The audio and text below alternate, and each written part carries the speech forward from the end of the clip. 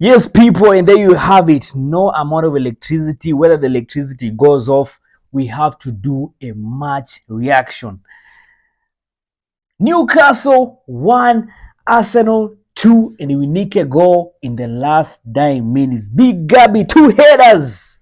Mikel Merino with the first header. Big Gabby with the second header. My goodness, man. I think today was one of those days that, listen, man, the whole game was actually frustrated because we had chance after chance. But excuse me, it's actually there because the lights have actually gone. Fuck APLC. But anyway, they won't stop us, but they have to do a match reaction. So listen, I was telling you, what was I saying here? So today's game I was really frustrated by the better part of first half and the second half. Let me just say the first 30 minutes was really, really frustrating because we had so many chances in the first half. Eze, I think, had 2 shots on target, if I'm not wrong. Trossard hit the post. We had a penalty. We were denied a penalty. Looking at that penalty, but they come to think of it, I don't think actually. I don't even. To be fair, I don't think it was a penalty. And this is my own opinion because I think the goalkeeper got the ball before Victor Gyökeres actually touched the ball. Yeah. So listen, listen. Today's just a good day. We get the win, and let me say this: one thing that I'll criticize Arsenal with today is the sense of wanting it more, the sense of aggression, the sense of hunger. That's one thing that I think this team is lacking because immediately Marino scored the goal. Why are you guys celebrating? We want a win. You don't want a draw. I felt like when Marino scored, we somehow became a bit complacent. Yeah, because that's the same thing Gabriel Martinelli did when we played against Man City. Listen, our mission this season is to win the Premier League. You get a goal, get the ball at the back of the net, get in the middle of the pitch. We start the ball as soon as possible because we want to win. So that's the only mentality that I think this team needs to change. When you get a goal, stop celebrating. You celebrate now. You see like Big Gabby's goal. Now you can celebrate. You can celebrate that now. You can actually celebrate that. But when you're still dropping points and you're still trailing, get the ball at the back of the net, man. Let's go. Let's move. That's the hunger I've been asking for. That's the hunger, man. That's the only thing, but they'll criticize this team for. But anyway, today my weekend has been made. All the big teams, but except from Man City and Arsenal now, have won the game. Liverpool draw points. As is right now, we're actually now back in the race. We closed the gap. We're now 2 points now. Fuck Liverpool, man. We're now 2 points by they're behind Liverpool. Manchester United lost the game. I don't even consider them but they're a big team these days. They're basically in relegation form. Manchester United lost the game yesterday. Chelsea lost the game yesterday. Spurs draw points to Wolves. Wolves, a team that is currently in relegation at White Hart Lane. There is no way, man, we are going to accept losing this game, by the way. There was no way I'm going to accept us losing this game.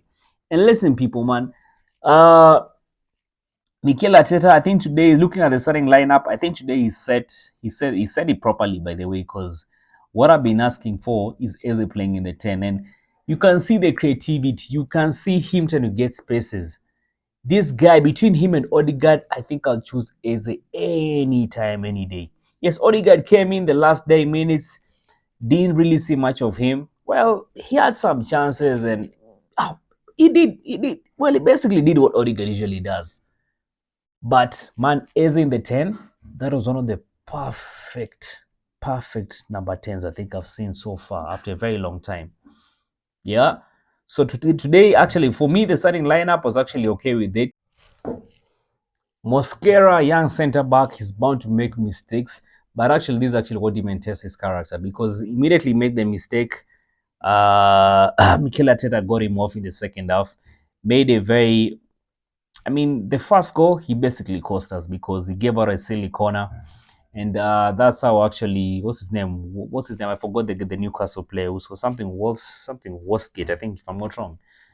Nicked a goal. And listen, he's going to learn. He's still a very young centre back, if I'm not wrong, 23-year-old. So he's going to make mistakes, and that's perfectly all right. But today, for me, the starting lineup, In the goalkeeping position, David Raya, I think he knows how to organize his team.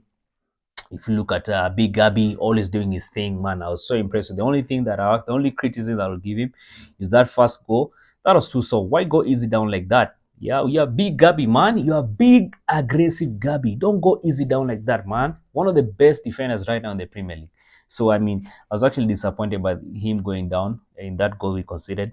Mosquera had an okay game apart from that mistake he made. During Timber, this guy is so underrated. I'm telling you, Timber is one of the most underrated, by the way, right backs in the Premier League.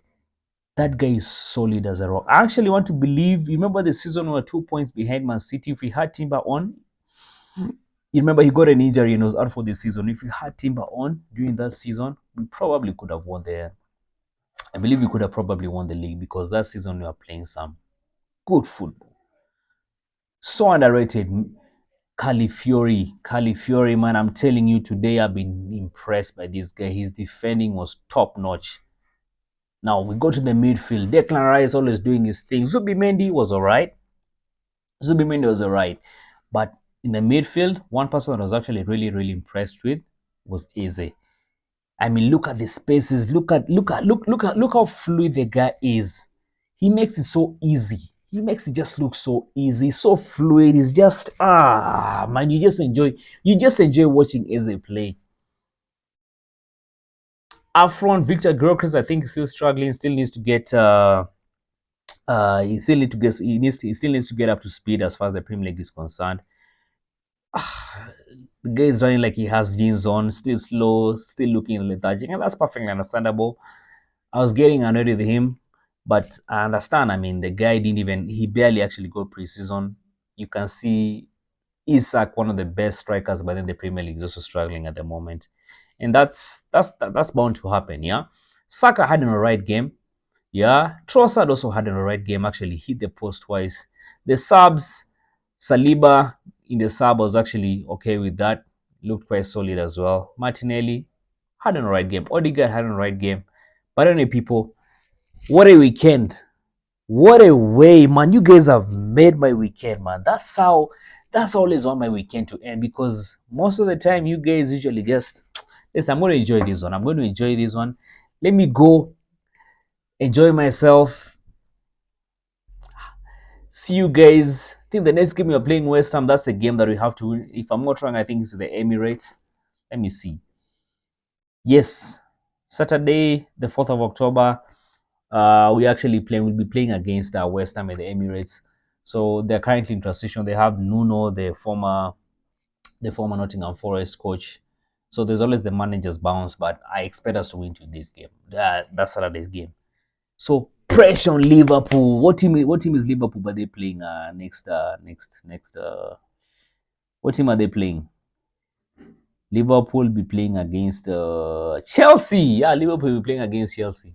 I don't think Chelsea would want to lose. And they're actually at home. They are Stamford Bridge. I don't think Chelsea would actually want to draw points. So people, we enjoy this one. Come on, you Gunners. Come on.